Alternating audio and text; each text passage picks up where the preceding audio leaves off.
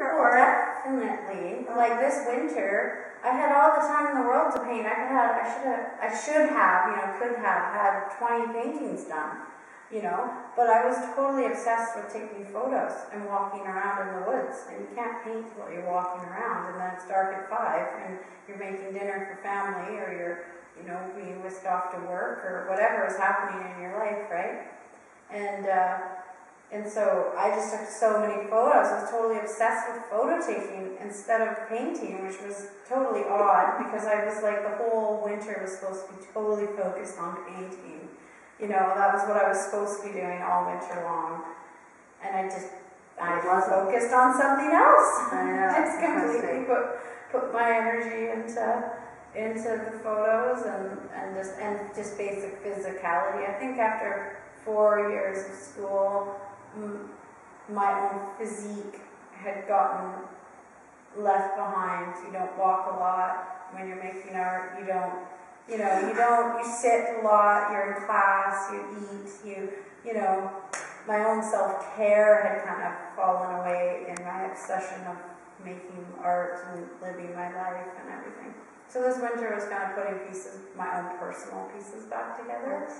And I did that a lot with just taking photos and just being in nature again and being okay with that and realizing that landscape work now symbolizes something very different than what it has originally symbolized. To me, it doesn't symbolize an advertisement for the colonial world, like in Canada, our landscapes were originally sent back to Europe to the nobility to advertise land, right? They were like advertisements, and now I kind of see it as more of like an advertisement of saving it, or just appreciating it and actually just reminding people that this is where we're from. We're not from concrete.